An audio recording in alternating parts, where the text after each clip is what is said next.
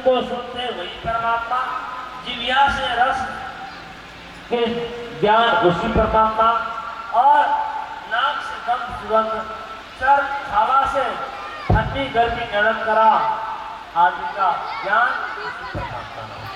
इसलिए उस परमात्मा को ज्ञान प्राप्त करने के लिए ये जो संसार में ज्ञान प्राप्त करने के लिए इंद्रिय भी है, लेकिन परमात्मा को अपने ही ज्ञान के लिए कोई इंद्रिय का जरूरत नहीं। अब यहाँ पर अर्थेश अभिज्ञ, संपूर्ण विषय को जानने वाले, चारों ओर से जानते हैं, कान के द्वारा, नाक के द्वारा, सभी इंद्रिय के द्वारा, मन के द्वारा, बुद्धि के द्वारा, सभी के द्वारा वो जानने वाले हुए अर्थेश अभिज्ञ सराट स्वयं प्रकाश है। उसको देखने के लिए कोई प्रकाश नहीं चाहिए। स्वयं जैसे अभी लाइट जला हुआ है, उसको देखने के लिए दूसरा लाइट नहीं बालना पड़ेगा। जो लाइट जलता है उसको देखने के लिए दूसरा लाइट बालना नहीं पड़ेगा, तो स्वयं प्रकाश है। लेकिन वो भी प्रकाश हमारे आंख की दृष्टि से, वो हमारे आंख से प्रकाशित है, वो भी स्वयं प्रकाश नहीं है। वो आंख भी अपने आप नहीं देखती है, उसमें वृत्ति प्रकाश है। उस वृत्ति प्रकाश से हम देखते हैं आंख की, और उस वृत्ति प्रकाश में भी अपना प्रकाश नहीं है, वो है आत्म प्रकाश। उस आत्म प्रकाश को देखने के लिए और कोई प्रकाश नहीं चाहिए, इसलिए उसने कहा स्वयं प्रकाश। वो उसको देखने के लिए कोई प्रकाश नहीं चाहिए, सराट। अभी आप लोग सत्संग सुन रहे हैं, कोई कथा कहानी नहीं सुन रहे हैं। कथा कहानी कल से फिर आप लोग से सुनेंगे। सुबह में आप लोग समय में आ जाइएगा, 8 से लेकर के 9 बजे तक आप लोग भजन सुनेंगे, फिर 9 से 11 तक फिर कथा और भजन दोनों साथ साथ सुनेंगे। लेकिन 8 से 9 बजे तक भजन ही सुनेंगे। 8 से 9 बजे तक उस बीच में वेद मंत्र आदि भी श्रवण करेंगे थोड़ी देर, उसके बाद भजन सुनेंगे और फिर कथा आदि सुनेंगे। और इस श्लोक को हम पूरा करने जा रहे हैं। येने ब्रह्म हृदय आदि कवये, वही ब्रह्मा, येने ब्रह्म हृदय आदि कवये। अब ब्रह्म में वेद भी होता है, और वो वही परमात्मा आदि कवि ब्रह्मा के हृदय में प्रवेश करके वेद को विस्तार किया। और जिस परमात्मा में बड़े बड़े विद्वान कवि, बड़े बड़े जो विद्वान है, वो भी मोहित हो जाते हैं, वो भी भ्रमित हो जाते हैं, वो क्या वस्तु है। इसीलिए विद्वान लोग वेदांत शास्त्र में अनेक बात उत्पन्न, कोई परिणामवाद, कोई विवर्तवाद, अवच्छेदवाद, कोई आभासवाद, अनेक बात लेकर के उपस्थित होते हैं। अब इसमें आप लोग धीरे धीरे श्रवण करेंगे, तो इसीलिए विद्वान लोग भी उसमें मोहित हो जाते हैं। किस प्रकार हम विचार करेंगे, उस ब्रह्म के विचार में अपने अपने तर्क देते हैं। रामायण में विवर्तवाद का वर्णन किया गया है, और ग्रंथ में परिणामवाद, आभासवाद, अवच्छेदवाद, ये अनेक प्रकार के मतमतांतर है। अब आगे कहते हैं धामना स्वेन सदा निरस्तकुहकम्, धामना स्वेन निरस्त, अपने प्रकाश से प्रकाशित है। उसको ये जो माया आवरण है, वो माया आवरण धामना स्वेन सदा निरस्तकुहकम्। जैसे सूर्य उदय होता है और उसको बादल ढक जाए, ढक के चाहे वहां कुहेस लग जाए तो ढका जाता है।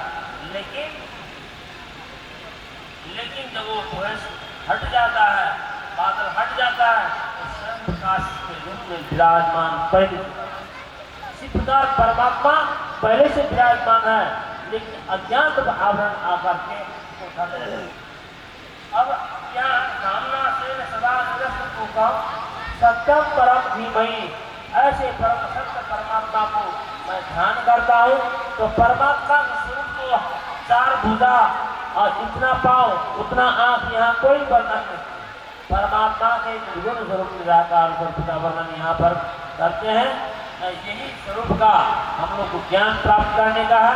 जो आप लोग चतुर्भुज की अष्टभुज की अनेक प्रकार के जो लीला श्रवण करेंगे वो भगवान की वैभव आप लोग श्रवण करते हैं, श्रवण करेंगे।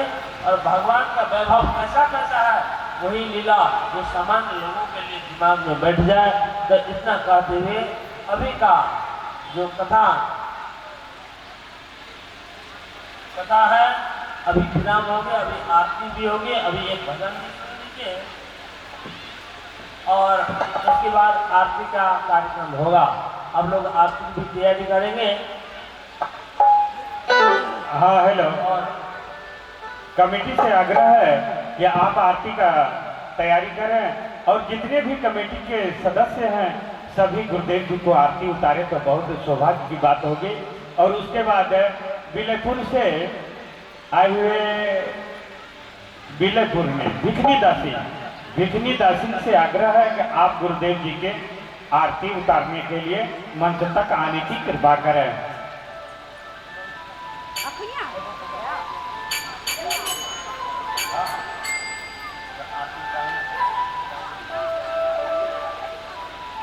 और आइए अब एक भजन हमारे ईश्वर जी से आप लोग श्रवण करें।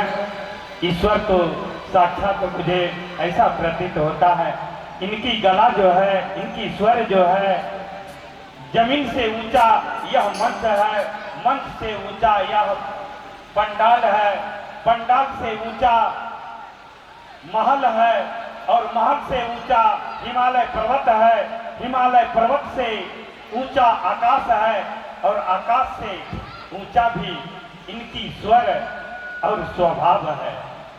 बस आइए अब ईश्वर जी से भजन श्रवण करें और उन पर संगति करते हैं हमारे कार्तिक जी और विनोद सागर जी। बहुत बहुत धन्यवाद। भक्त वत्सल भगवान की, गुरुदेव स्वामी की जय।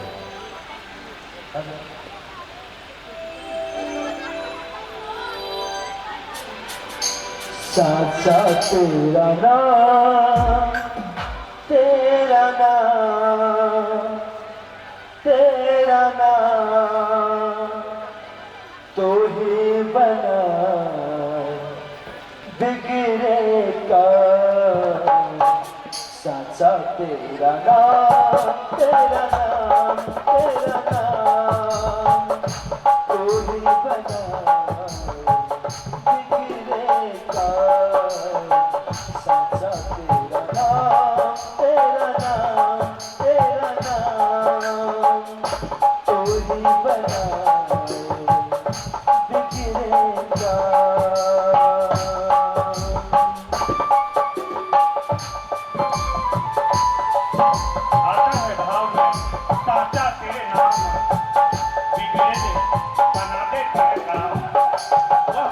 आत्मा जो है सबको बिगड़े हुए काम को वह सुलभ कर देते हैं। इसी भाव पर हमारे ईश्वर जी आप सबके बीच प्रस्तुत कर रहे हैं।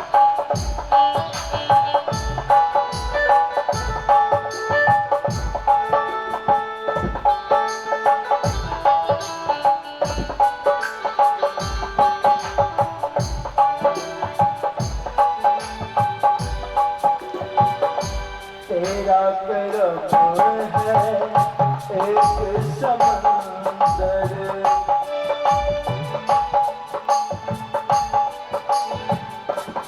हो तेरा करम है एक समंदर जिसका नहीं किनारा। दूर हुई हर मुश्किल उसकी जिसने तुझे पुकारा। तेरे नाम का जाप करूं मैं, तेरे नाम का जाप करूं मैं। क्या शुभ क्या शाम, क्या शाम तू ही बना बिगड़े का। साथ साथ तेरा नाम,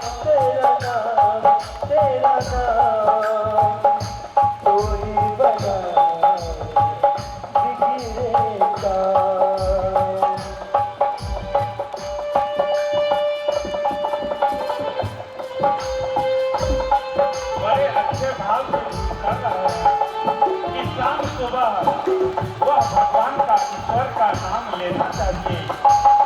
वह नाम लेने से वह जीवन का कल्याण हो जाता है। इसी भाव पर हमारे ईश्वर साहब आप सबों के बीच दर्शाते हैं।